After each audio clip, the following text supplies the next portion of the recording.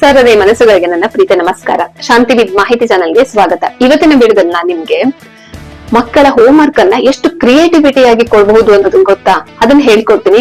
ಒಂದು ಪುಸ್ತಕ, ಒಂದು ಪೆನ್ ರೆಡಿ ಇಟ್ಕೊಳ್ಳಿ. ಸ್ಕೂಲಲ್ಲಿ ಈ ತರ ಹೋಮ್ ವರ್ಕ್ ಕೊಟ್ರಂತೂ ನಿಜವಾಗ್ಲೂ ನಮ್ಮ ಮಕ್ಕಳ ಎಷ್ಟು ಬುದ್ಧಿವಂತಿಕೆ ಜಾಸ್ತಿ ಆಗುತ್ತೆ ಅನ್ನೋದು ನೀವೇ ಹೇಳ್ತೀರಾ. ಒಂದ್ ವೇಳೆ ಸ್ಕೂಲಲ್ಲಿ ಈ ತರ ಆಕ್ಟಿವಿಟೀಸ್ ಕೊಡ್ತಾ ಇಲ್ಲ ಅಂದ್ರೆ, ರಜೆ ಇರುವಾಗ ಅಥವಾ ನೀವು ಫ್ರೀ ಇದ್ರೆ ಈ ತರ ಕೊಡಬಹುದಾ ಅನ್ನೋದನ್ನ ಯೋಚನೆ ಮಾಡಿ. ನಾನೊಂದಿಷ್ಟು ಲೀಸ್ಟ್ ಮಾಡಿದೀನಿ. ಪ್ರೈಮರಿ ಮಕ್ಕಳಿಗೆ, ಹಾಗೆ ಹೈಸ್ಕೂಲ್ ಮಕ್ಕಳಿಗೆ, ಹಾಗೆ ಮ್ಯಾಥ್ಸ್, ಸೈನ್ಸ್. ಇದು ಕೊಡೋದ್ರಿಂದ ಏನಾಗುತ್ತೆ, ಇದು ಸ್ಕೂಲಲ್ಲಿ ಕೊಡೋ ಆಕ್ಟಿವಿಟೀಸ್ ಗಿಂತ ಡಿಫರೆಂಟ್ ಆಗಿದೆ. ಯಾವ್ಯಾವ ತರ ಇದೆ ಅಂತ ಹೇಳ್ತಾ ಹೋಗ್ತೀನಿ, ತಡ ಮಾಡೋದ್ ಬೇಡ, ನೀವು ಬರ್ಕಂತ ಹೋಗಿ. ಓಕೆ, ಪ್ರೈಮರಿ ಅಥವಾ ಸಣ್ಣ ಸಣ್ಣ ಮಕ್ಕಳಿಗೆ ಯಾವ ತರ ಹೋಮ್ ವರ್ಕ್ ಅನ್ನು ಕೊಡಬಹುದು ಗೊತ್ತಾ? ಫ್ಯಾಮಿಲಿ ಮೆಂಬರ್ಸ್ ಬಗ್ಗೆ ಒಂದು 5 ಲೈನ್ ಬರೀರಿ ಅಂತ. ಫಸ್ಟ್ ಒನ್ ಬರ್ಕೊಂತ ಹೋಗಿ, ಫ್ಯಾಮಿಲಿ ಮೆಂಬರ್ಸ್ ಬಗ್ಗೆ ಒಂದು 5 ಲೈನ್ಸ್ ಬರೀರಿ ಅಂತ. ಇದ್ರಿಂದ ಏನಾಗುತ್ತೆ ಮೇಡಮ್ ಅಂತ ಕೇಳಿದ್ರೆ, ಇದ್ರಿಂದ ಮಕ್ಕಳಿಗೆ ಆ ಫ್ಯಾಮಿಲಿಯಲ್ಲಿರೋರ ಒಂದು ಹೆಸರುಗಳಾಗಿರ್ಬಹುದು, ಅವರ ರೋಲ್ ಅಂತಾರಲ್ಲ, ಅವ್ರು ಏನ್ ಪಾತ್ರವನ್ನ ವಹಿಸ್ತಾರೆ, ಮಕ್ಳಿಗೆ ಎಷ್ಟು ಇಷ್ಟ ಆಗ್ತಾರೆ ಅದ್ರ ಬಗ್ಗೆ ತಿಳ್ಕೊಳ್ಳೋದಕ್ಕಾಗತ್ತೆ. ಹಾಗೆ ಅವ್ರ ರೈಟಿಂಗ್ ಸ್ಕಿಲ್ ಕೂಡ ಜಾಸ್ತಿ ಆಗುತ್ತೆ. ಓಕೆ, ಸೆಕೆಂಡ್ ಹೋಗೋಣವಾ? ಫೇವ್ರೆಟ್ ಫ್ರೂಟ್, ಅದನ್ನ ಡ್ರಾಯಿಂಗ್ ಮಾಡುದು ಮತ್ತೆ ಬೆನಿಫಿಟ್ ಅನ್ನ ಹೇಳುವಂತದ್ದು. ಈಗ ಅವರ ಫೇವ್ರೆಟ್ ಫ್ರೂಟ್ಸ್ ಇರುತ್ತೆ, ವೆಜಿಟೇಬಲ್ಸ್ ಇರುತ್ತೆ, ಅದನ್ನ ನಾವೇನ್ ಮಾಡ್ಬೇಕು, ಡ್ರಾ ಮಾಡು ಅಂತ ಹೇಳ್ಬೇಕು. ಹಾಗೆ ಇದರಿಂದ ಏನೇನ್ ಉಪಯೋಗ ಇದೆ ಗೊತ್ತಾ ಅಂತ ಹೇಳ್ಕೊಡ್ಬೇಕು. ಅವ್ರಿಗೆ ಗೊತ್ತಿಲ್ಲ ಅಂದ್ರೆ ಅದ್ರಲ್ಲಿ ಏನೇನ್ ವಿಟಮಿನ್ಸ್ ಇದೆ, ಮಿನರಲ್ಸ್ ಗಳಿರತ್ತೆ, ಅದನ್ನ ತಿಂದ್ರೆ ಏನಾಗುತ್ತೆ ಅಂತ ನಾವು ಹೇಳೋದ್ರ ಮೂಲಕ ಅವರಿಗೆ ಅದರ ಉಪಯೋಗನೂ ಹೇಳ್ದಂಗಾಗತ್ತೆ. ಹಾಗೆ ಅವರ ಡ್ರಾಯಿಂಗ್ ಸ್ಕಿಲ್ ಕೂಡ ಜಾಸ್ತಿ ಆಗುತ್ತೆ. ಓಕೆ, ಮೂರನೇದು ನ್ಯೂಸ್ ಪೇಪರ್ ಲೆಟರ್ ನ ಕಟ್ ಮಾಡ್ಬಿಟ್ಟು ವರ್ಡ್ಸ್ ಮಾಡುವಂತದ್ದು. ಇದು ತುಂಬಾ ಚೆನ್ನಾಗಿರುತ್ತೆ. ನ್ಯೂಸ್ ಪೇಪರ್ ಅಲ್ಲಿ ಹೆಡ್ಲೈನ್ ಬಂದಿರತ್ತಲ್ವಾ ಮೇಡಮ್, ನಾವು ನ್ಯೂಸ್ ಪೇಪರ್ ತರ್ಸಲ್ಲ ಅಂತೀರಾ, ಒಂದ್ ತರ್ಸ್ಕೊಳ್ಳಿ ಮೇಡಮ್. ತರ್ಸ್ಕೊಂಡ್ಬಿಟ್ಟು ಅದ್ರಲ್ಲಿ ಹೆಡ್ಲೈನ್ ಬಂದಿರತ್ತಲ್ಲ, ಆ ಲೆಟರ್ ಗಳೆಲ್ಲ ಕಟ್ ಮಾಡ್ಬಿಟ್ಟು ಎಲ್ಲ ಸ್ಟಫಲ್ ಮಾಡ್ಬಿಡಿ. ಆಮೇಲೆ ಮಕ್ಳ ಹತ್ರ ಜೋಡ್ಸೋದಕ್ಕೆ ಹೇಳಿ.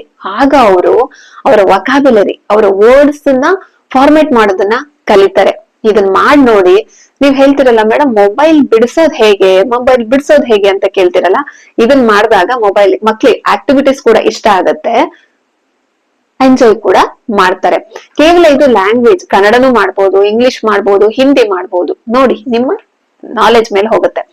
ಮನೆಯಲ್ಲಿರುವ 5 ಗ್ರೀನ್ ಆಬ್ಜೆಕ್ಟ್ಸ್ ಫೋಟೋನ ಡ್ರಾ ಮಾಡ್ಲಿಕ್ಕೆ ಹೇಳೋದು. ಮನೆಯಲ್ಲಿ 5 ಗ್ರೀನ್ ಆಗಿರ್ಬೋದು, ಒಂದಿನ ಗ್ರೀನ್ ತಗೊಳ್ಳೋದು, ಇನ್ನೊಂದಿನ ಬೇರೆ ಬೇರೆ ಐಟಮ್ಗಳನ್ನ ತಗೊಂಡು, ಆಬ್ಜೆಕ್ಟ್ಸ್ ಇರುತ್ತಲ್ಲ, ಥಿಂಗ್ಸ್ ಗಳನ್ನ ತಗೊಂಡು ಅದನ್ನ ಡ್ರಾ ಮಾಡಕ್ ಹೇಳೋದು. ಇದ್ರಿಂದ ಏನಾಗುತ್ತೆ ಅಂತ ಕೇಳ್ತಿದ್ದೀರಾ? ಇದ್ರಿಂದ ಮಗುಗೆ ಆ ವಸ್ತು ಏನು ಅನ್ನೋದು ಗೊತ್ತಾಗುತ್ತೆ, ಕಲರಿಂಗ್ ಗೊತ್ತಾಗತ್ತೆ, ಡ್ರಾಯಿಂಗ್ ಸ್ಕಿಲ್ ಕೂಡ ಜಾಸ್ತಿ ಆಗತ್ತೆ. ಓಕೆ, ನೆಕ್ಸ್ಟ್ ಮಾರ್ನಿಂಗ್ ನಿಂದ ನೈಟ್ ತನಕ ಬಳಸಿರುವಂತಹ ವಸ್ತುಗಳನ್ನ ಲೀಸ್ಟ್ ಮಾಡೋದಕ್ಕೆ ಹೇಳೋದು. ಮಗು ಬೆಳಗಿಂದ ಸಂಜೆ ತನಕ ಏನೇನ್ ವಸ್ತುಗಳನ್ನ ಬಳಸಿದೆ ಅದರ ಒಂದು ಲೀಸ್ಟ್ ಅನ್ನ ಮಾಡಕ್ ಹೇಳಿದಾಗ ಮಗುವಿನ ಮೆಮೊರಿ ಸ್ಕಿಲ್ ಜಾಸ್ತಿ ಆಗುತ್ತೆ. ನಾನ್ ಬೆಳಿಗ್ಗೆ ಏನ್ ಯೂಸ್ ಮಾಡಿದೆ, ಪೆನ್ನು, ಪೆನ್ಸಿಲು, ಬಟ್ಟೆಗಳು, ಆಮೇಲೆ ತಿಂದಿರೋ ಊಟ ಎಲ್ಲವೂ ನೆನ್ಪು ಮಾಡಿದಾಗ ಈ ನೆನಪಿನ ಶಕ್ತಿ ಹೇಗಾಗುತ್ತೆ ಅಂದ್ರೆ ಮಕ್ಳಿಗೆ ಓದೋ ಟೈಮಲ್ಲಿ ಕೂಡ ಮೆಮೊರೈಸ್ ಮಾಡ್ಕೊಳ್ಳೋದಕ್ಕೆ ಹೆಲ್ಪ್ ಆಗುತ್ತೆ. ಇವನ್ನೆಲ್ಲ ಮಾಡಿ ನೋಡಿ. ಎಲ್ಲದೂ ಒಟ್ಟಿಗೆ ಮಾಡ್ಬೇಡಿ. ಆಮೇಲೆ ಮೇಡಮ್ ಹೇಳಿದ್ದಾರೆ ಅಂದ್ಬಿಟ್ಟು ಎಲ್ಲದೂ ಒಟ್ಟಿಗೆ ಮಾಡಿ ಮಕ್ಳಿಗೆ ಪ್ರೆಷರ್ ಕೊಡ್ಬೇಡಿ. ಟೈಮ್ ಇದ್ದಾಗ, ಸುಮ್ನೆ ಮಕ್ಳು ಮೊಬೈಲ್ ನೋಡ್ತಿರುವಾಗ, ರಜಾ ಇದ್ದಾಗೆಲ್ಲ ಇದನ್ನ ಖುಷಿ ಖುಷಿಯಾಗಿ ಮಾಡಿ. ನೀವು ಎಂಜಾಯ್ ಮಾಡ್ತೀರಾ, ಮಕ್ಳು ಎಂಜಾಯ್ ಮಾಡ್ತಾರೆ. ನೆಕ್ಸ್ಟ್ ಏನ್ ಗೊತ್ತಾ, ಖುಷಿಯಾಗಿರೋ ಮೂಮೆಂಟ್ ಮತ್ತೆ ಸ್ಯಾಡ್ ಮೂಮೆಂಟ್ ನ ಕೇಳಿ. ಎಲ್ಲದನ್ನು ಬರ್ದೇ ಮಾಡ್ಬೇಕಂತಿಲ್ಲ, ಮಾತಾಡೋದನ್ನು ಸ್ವಲ್ಪ ಕಲಿಸ್ಬಹುದು. ಕೇಳಿ, ನಿಮ್ಗೆ ಹ್ಯಾಪಿ ಮೂಮೆಂಟ್ಸ್ ಯಾವ್ದಾಗಿತ್ತು ಇವತ್ತು, ಆಮೇಲೆ ಸ್ವಲ್ಪ ಸ್ಯಾಡ್ ಆಗಿರೋದು ಯಾವುದು ಅನ್ನೋದು ಕೇಳಿ, ಯಾಕೆ ಅಂತ ಕೇಳಿ. ಆಗ ಮಗುವಿನ ಎಮೋಷನಲ್ ಸ್ಟೇಟಸ್ ನಾವನ್ನ ತಿಳ್ಕೋಬಹುದು. ಓಕೆ, ಇದಿಷ್ಟು ಇದಾಯ್ತಾ? ಈಗ ಲ್ಯಾಂಗ್ವೇಜ್ ಬರೋಣ. ಭಾಷೆನ ಹೇಗ್ ಕಲ್ಸೋದು ಅಂತ. ಸ್ಟೋರಿ ಎಂಡಿಂಗ್ ಅನ್ನ ನೀವೇ ಮಕ್ಳಿಗೆ ಎಂಡ್ ಮಾಡಕ್ ಹೇಳಿ. ಒಂದ್ ಹಾಫ್ ಸ್ಟೋರಿ ಹೇಳ್ಬಿಡಿ. ಓಕೆ, ಯಾವ್ದೋ ಒಂದ್ ಸ್ಟೋರಿ ಹೇಳ್ತಾ ಹೋಗ್ತೀರಾ, ಆಮೇಲೆ ಎಂಡ್ ಅನ್ನ ನೀವು ಮಾಡ್ಬಿಡಿ, ಮಕ್ಳಿಗೆ ಕೊಡಿ. ಮಕ್ಳು ಎಂಡ್ ಅನ್ನ ಹೆಂಗ್ ಮಾಡ್ತಾರೆ ಅಂತ ಚೆಕ್ ಮಾಡಿ. ಯಾಕಂದ್ರೆ ಮಕ್ಳಿಗೆ ಖುಷಿಯಾಗಿ ಎಂಡ್ ಮಾಡ್ತಾರ, ದುಃಖದಿಂದ ಎಂಡ್ ಮಾಡ್ತಾರ, ಅದು ಕೂಡ ಮಾಡಿದ್ರೆ ಇಮ್ಯಾಜಿನೇಷನ್ ಜಾಸ್ತಿ ಆಗತ್ತೆ, ಮಕ್ಕಳ ಮನಸ್ಥಿತಿಯನ್ನ ಕೂಡ ತಿಳ್ಕೊಳ್ಳೋದಕ್ಕೆ ಹೆಲ್ಪ್ ಆಗತ್ತೆ. Okay, next one day without mobile feel ಅಂದ್ರೆ ಒಂದು ದಿನ ಫುಲ್ ಮೊಬೈಲ್ ಅನ್ನ ನಾವು ಅವಾಯ್ಡ್ ಮಾಡ್ಬಿಟ್ಟು ಅದ್ರ ಫೀಲ್ ಹೇಗಿತ್ತು ಅನ್ನೋದನ್ನ ಮಕ್ಳಿಗೆ ತಿಳಿಸಿ ಹೇಳೋದಾಗಿರ್ಬೋದು, ಅಥವಾ ಅವರ ಬಾಯಿಂದ ಕೇಳಿಸ್ಕೋಬಹುದು. ಏನೆಲ್ಲ ಆಯ್ತು ಇವತ್ತು, ಮೊಬೈಲ್ ಇಲ್ಲ, ನಿನ್ನಲ್ಲಿ ಏನ್ ಆಗ್ತಿತ್ತು, ನಿನ್ಗೆ ಫೀಲ್ ಏನಾಗ್ತಿತ್ತು, ಖುಷಿ ಆಗ್ತಿತ್ತಾ, ಬೇಜಾರಾಗ್ತಿತ್ತಾ, ಸಿಟ್ಟು ಬರ್ತಿತ್ತಾ, ಅಥವಾ ಮೊಬೈಲ್ ಇಲ್ದೇನೆ ನೀನು ಟೈಮ್ ಅನ್ನು ಯುಟಿಲೈಸ್ ಮಾಡ್ಕೊಂಡ್ಯಾ, ಏನಾದ್ರೂ ಕೇಳಿ ನೋಡಿ. ನಿಮ್ಮ ಮಕ್ಕಳು ಮೊಬೈಲ್ಗೆ ಎಷ್ಟು ಅಡಿಕ್ಟ್ ಆಗಿದ್ದಾರೆ ಅನ್ನೋದನ್ನ ತಿಳ್ಕೋಬಹುದು. ನೆಕ್ಸ್ಟ್ ಡೈಲಿ ಗ್ರಾಟಿಟ್ಯೂಡ್ ಅವ್ರ ಹತ್ರ ಬರೆಸ್ಬೇಕು. ಇವತ್ತು ಬೆಳಗಿಂದ ರಾತ್ರಿ ತನಕ ಸಂಜೆ ತನಕ ಏನೆಲ್ಲ ನಿನ್ಗೆ ಒಳ್ಳೇದಾಯ್ತು ಅದಕ್ಕೆಲ್ಲದಕ್ಕೂ ಥ್ಯಾಂಕ್ಸ್ ಹೇಳು, ಗ್ರಾಟಿಟ್ಯೂಡ್ ಹೇಳು ಅನ್ನೋದನ್ನ ಲೀಸ್ಟ್ ಮಾಡಿಸಿ. ನಾವು ಎಷ್ಟು ಗ್ರಾಟಿಟ್ಯೂಡ್ ಲೀಸ್ಟ್ ಅನ್ನ ಜಾಸ್ತಿ ಮಾಡ್ತೀವೋ ನಿಮ್ ಮಕ್ಳು ಅಷ್ಟೇ ಹ್ಯಾಪಿ ಆಗಿರ್ತಾರೆ. ಮೇಡಮ್ ನಮ್ಮ ಗ್ರಾಟಿಟ್ಯೂಡ್ ಹೇಳುವಂತದ್ದು ಏನಿದೆ, ಯಾವ್ದಕ್ ಹೇಳ್ಬೇಕು? ಬೆಳಿಗ್ಗೆ ಎದ್ದಿದೀವಲ್ಲ ಅದಕ್ ಗ್ರಾಟಿಟ್ಯೂಡ್ ಹೇಳಿ, ಬೆಳಿಗ್ಗೆ ತಿಂಡಿ ಸಿಕ್ಕಿದೆಯಲ್ಲ ಅದಕ್ ಗ್ರಾಟಿಟ್ಯೂಡ್ ಹೇಳಿ, ಊಟ ಸಿಕ್ತಿದೆಯಲ್ಲ, ಬಟ್ಟೆ ಸಿಕ್ತಿದೆಯಲ್ಲ, ಸ್ಕೂಲ್ ಸಿಕ್ತಿದೆಯಲ್ಲ, ಅಪ್ಪ ಅಮ್ಮ ಇದಾರಲ್ಲ, ಒಳ್ಳೆ ಟೀಚರ್ ಸಿಕ್ಕಿದಾರಲ್ಲ, ಈ ತರ ಯೂಟ್ಯೂಬ್ ಗಳು ಸಿಕ್ತಿದೆಯಲ್ಲ, 1000 ಲೀಸ್ಟ್ ಮಾಡಬಹುದು. ಮಿನಿಮಮ್ 20 ಲೀಸ್ಟ್ ಮಾಡಿ ಅದ್ರ ಜೊತೆಗೆ ನೀವು ಕೂಡ ಮಾಡಿ. ನನ್ ಮಗು ಎಷ್ಟು ಒಳ್ಳೆ ಮಗು ಅಲ್ವಾ, ಎಷ್ಟು ಚೆನ್ನಾಗಿ ಬರೀತಿದ್ದೇನಲ್ವಾ, ಇದೆಲ್ಲದಕ್ಕೂ ಥ್ಯಾಂಕ್ ಯು ಗಾಡ್ ಅಂದ್ಬಿಟ್ಟು ಒಂದು ಗ್ರಾಟಿಟ್ಯೂಡ್ ಬರೀರಿ. ನೀವು ಬರೀರಿ, ನಿಮ್ ಮಕ್ಕಳು ನೋಡ್ಕೊಂಡು ಬರೀತಾರೆ. ಓಕೆ, ಪೇರೆಂಟ್ಸ್ ಇಂಟರ್ವ್ಯೂ ಮಾಡೋದಕ್ಕೆ ಹೇಳಿ, ಚೆನ್ನಾಗಿರುತ್ತೆ. ಪೇರೆಂಟ್ಸ್ ನಿಮ್ಮನ್ನ ಕೂರಿಸ್ಬಿಟ್ಟು ಇಂಟರ್ವ್ಯೂ ಮಾಡೋದು, ನ್ಯೂಸ್ ಚಾನಲ್ ಅಲ್ಲಿ ಮಾಡ್ತಾರಲ್ಲ ಆ ತರ ಮಾಡ್ಸಕ್ ಹೇಳಿ. ಮಕ್ಕಳ ಒಂದು ಏನೇನ್ ಕ್ವಶನ್ ಕೇಳ್ತಾರೆ, ಫನ್ನಿ ಆಗಿರುತ್ತೆ, ಮತ್ತೆ ಒಂಥರ ಮಕ್ಕಳ ಕಮ್ಯುನಿಕೇಶನ್ ಕೂಡ ಚೆನ್ನಾಗಾಗತ್ತೆ. ಆಯ್ತಾ? ಆಮೇಲೆ ಮಕ್ಳ ಇಂಟರ್ವ್ಯೂ ನೀವು ಮಾಡಿ. ನಿಮ್ ಫೇವ್ರೆಟ್ ಫ್ರೂಟ್ಸ್ ಏನು, ಅಲ್ಲ ಫುಡ್ ಏನು, ಏನೋ ಒಂದು 10 ಕ್ವಶನ್ ಕೇಳಿ, ಅದು ಫನ್ನಿ ಆಗಿರುತ್ತೆ ನೋಡಿ ಬೇಕಂದ್ರೆ. ಓಕೆ, ಇದಿಷ್ಟು ಲ್ಯಾಂಗ್ವೇಜ್. ಈಗ ಬಂದ್ರೆ ಸೈನ್ಸ್ ಅಲ್ಲಿ ಏನು ಮಕ್ಳಿಗೆ ಹೋಮ್ ವರ್ಕ್ ಅನ್ನೆಲ್ಲ ಮಾಡಿಸಬಹುದು ನಾವು ಸ್ಪೆಷಲ್ ಆಗಿ ಅಂತಂದ್ರೆ, ಕಿಚನ್ ಸೈನ್ಸ್ ಎಕ್ಸ್ಪೆರಿಮೆಂಟ್ ಅಂತ ನೋಡಿ, ಸ್ವಲ್ಪ ಮೊಬೈಲ್ ಅಲ್ಲಿ ನೋಡಿರಿ. ಕಿಚನ್ ಅಲ್ಲೇ ನಿಮ್ಮ ಎದುರುಗಡೆನೆ ಮಾಡುವಂತದ್ದು, ಮಕ್ಳೇ ಸಪರೇಟ್ ಆಗಿ ಹೋಗಿ ಮಾಡುವಂತದ್ದಲ್ಲ.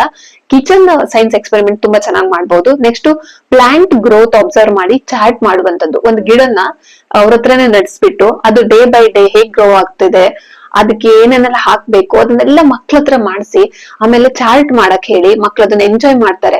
ಇದನ್ನ ಎಲ್ಲ ಸ್ಕೂಲಲ್ಲೂ ಮಾಡಲ್ಲ, ನಾವು ಪೇರೆಂಟ್ಸ್ ಗಳು ಮಾಡ್ಬಹುದು. ಆಗ ಮಕ್ಳಿಗೆ ಸೈನ್ಸ್ ಅನ್ನೋದು ಇಷ್ಟ ಆಗತ್ತೆ.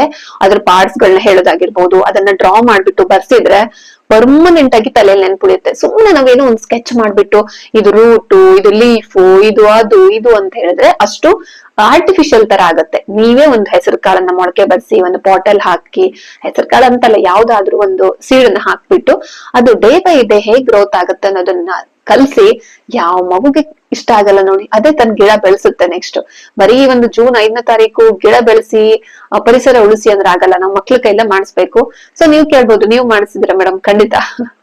Okay, next water saving ideas ಅನ್ನ ಪೋಸ್ಟ್ ಮಾಡಕ್ ಹೇಳಿ. ಈಗ ವಾಟರ್ನ ಅವಾಗ ಏನಾಗುತ್ತೆ, ಮಕ್ಳೇನೆ ನೀರ್ ಕಡಿಮೆ ಖರ್ಚು ಮಾಡೋದನ್ನ ಕಡಿಮೆ ಮಾಡ್ತಾರೆ. ನೀವು ಕೇಳಿ, ನಮ್ಮ ಮನೆಯಲ್ಲಿ ನೀರನ್ನ ಇವಾಗ ತುಂಬಾ ಕಡಿಮೆ ಖರ್ಚು ಮಾಡ್ಬೇಕು, ಹೇಗ್ ಮಾಡಬಹುದು ಅಂತ. ಆಗ ಅದನ್ನ ಮಕ್ಳ ಹತ್ರ ಕೇಳಿ ಐಡಿಯಾಗಳನ್ನ. ಸೊ ಇದನ್ನ ಪೋಸ್ಟ್ ಮಾಡ್ಬೋದು, ಈ ತರ ಖರ್ಚು ಕಮ್ಮಿ ಮಾಡ್ಬೋದು, ಈ ತರ ಮಕ್ಳಿಗೆ ಐಡಿಯಾಗಳು ಬರುತ್ತೆ.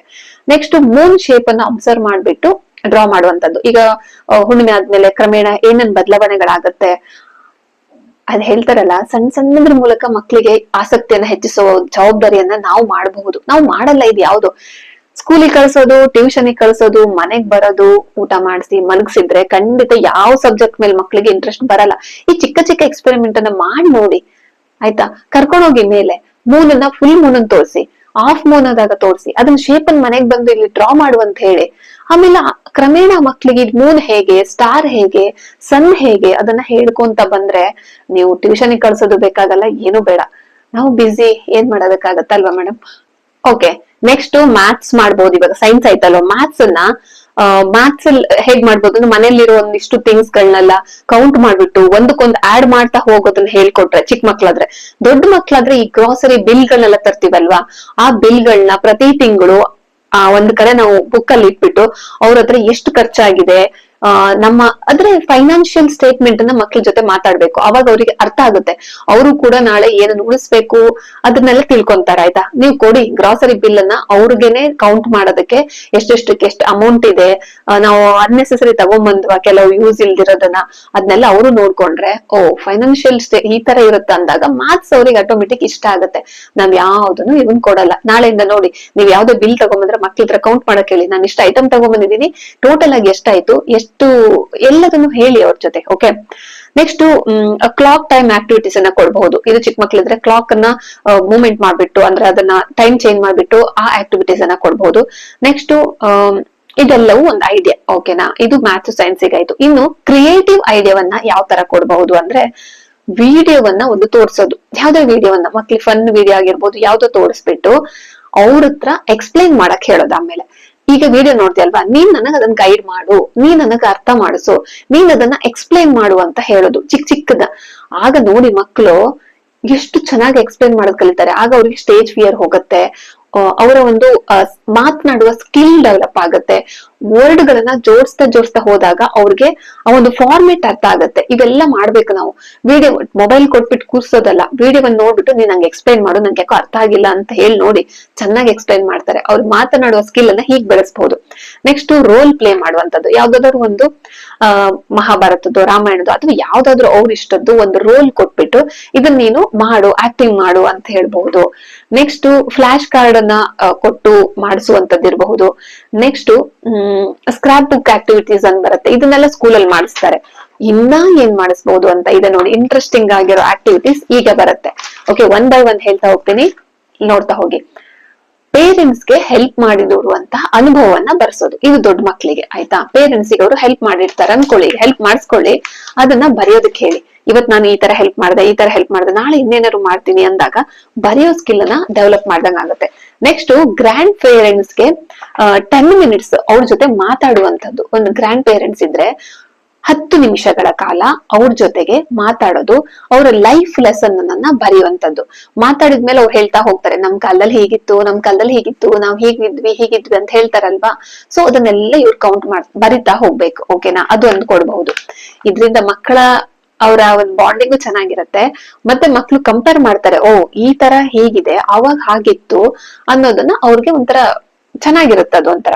ನೆಕ್ಸ್ಟ್ ಮನೆಯಲ್ಲಿ ವಾಟರ್ ನ ಹೇಗೆಲ್ಲ ಸೇವ್ ಮಾಡ್ಬೋದು, ಅದಕ್ಕೆ ಸೊಲ್ಯೂಷನ್ ಯಾವ ಪ್ಲೇಸ್ ಅಲ್ಲಿ ಸೇವ್ ಮಾಡ್ಬೋದು, ಅದನ್ನೆಲ್ಲವನ್ನ ಮಕ್ಳ ಹತ್ರನೇ ಕೇಳಿ ಬರ್ಸಿ. ನೆಕ್ಸ್ಟ್ ಮೊಬೈಲ್ ಹೇಗೆ ಅವಾಯ್ಡ್ ಮಾಡ್ಬೋದು ಅಂತ ಹೇಳಿ ಸೆಲ್ಫ್ ಅನಾಲಿಸಿಸ್ ಮಾಡೋದಕ್ಕೆ ಮಕ್ಳಿಗೆ ಬಿಡಿ. ಮೊಬೈಲ್ ನಾವು ಹೇಗೆಲ್ಲ ಅವಾಯ್ಡ್ ಮಾಡ್ಬೋದು, ನಿಮ್ಗೆ ಏನಾದ್ರು ಐಡಿಯಾ ಇದೆಯಾ ಅನ್ನೋದನ್ನ ಕೇಳಿ. ಮತ್ತೆ ಮನೆಯಲ್ಲಿ ಹೆಲ್ತಿ ಫುಡ್ ಲೀಸ್ಟ್ ಅನ್ನ ಪ್ರಿಪೇರ್ ಮಾಡಿ.